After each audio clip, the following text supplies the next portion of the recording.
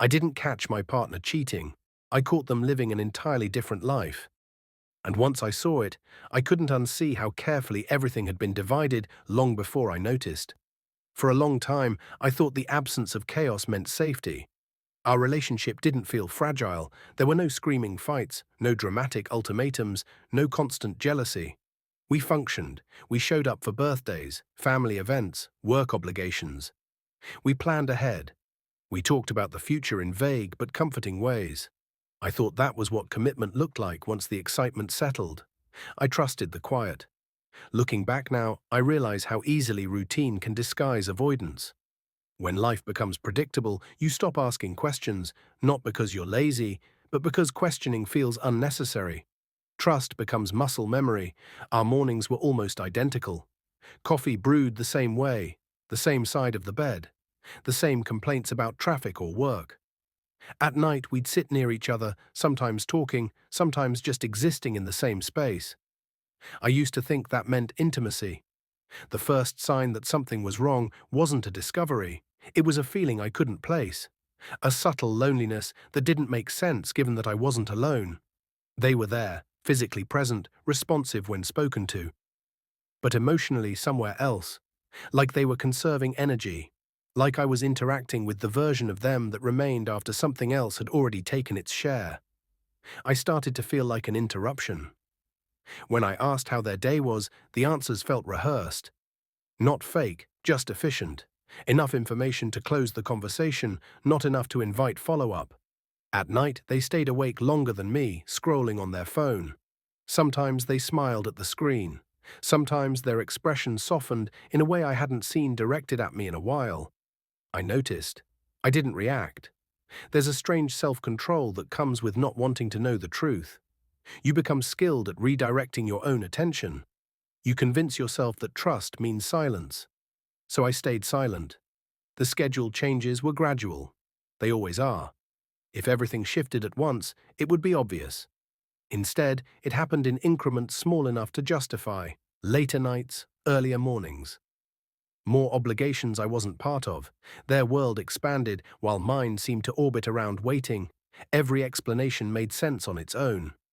Together, they formed a pattern I refused to see. I didn't want to become suspicious. I didn't want to police someone I loved. I told myself that healthy relationships don't require constant reassurance. But healthy relationships also don't make you feel invisible. The moment that truly unsettled me wasn't explosive. It was quiet and deeply uncomfortable. A name appeared on their phone more than once.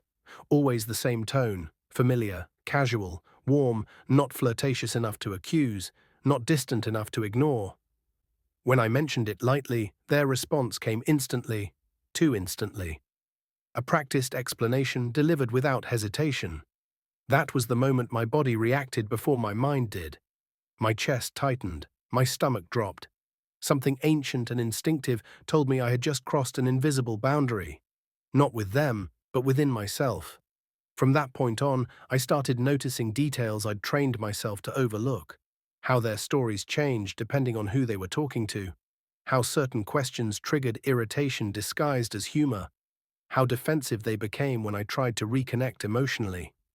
I didn't want proof. I wanted relief, the kind that comes from realizing you were wrong.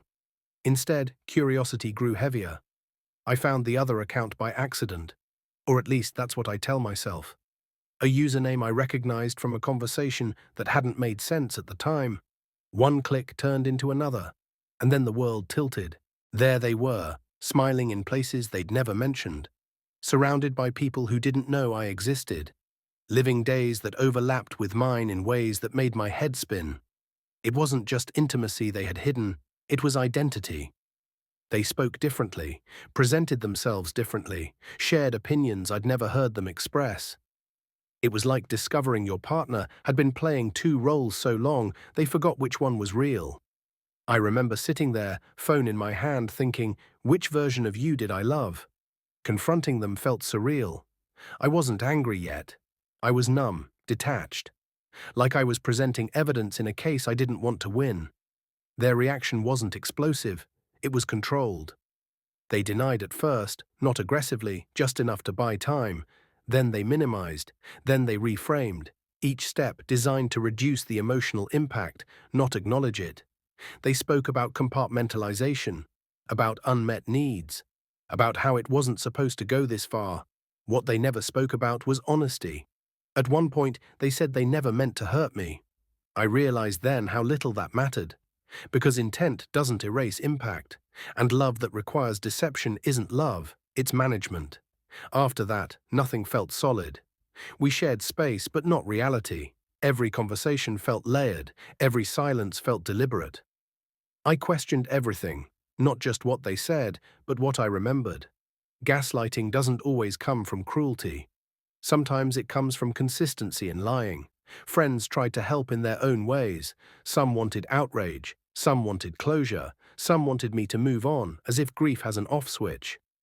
But I wasn't grieving a breakup.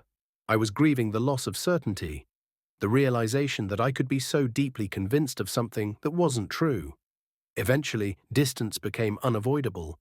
Whether you stay or leave after something like that almost doesn't matter. The relationship you had is already gone. The double life didn't end with drama. It ended with logistics, divided belongings, awkward conversations, emotional fatigue. No apology that matched the damage, no explanation that made it make sense. Just the quiet acceptance that some people don't cheat to escape their lives. They cheat to expand them. Now, when I think about love, I think less about passion and more about alignment. About living one life honestly instead of two carefully curated ones. Because losing someone hurts, but realizing the person you trusted most was never fully present, that changes how you listen to your instincts forever. And once you learn that lesson, you never quite love the same way again.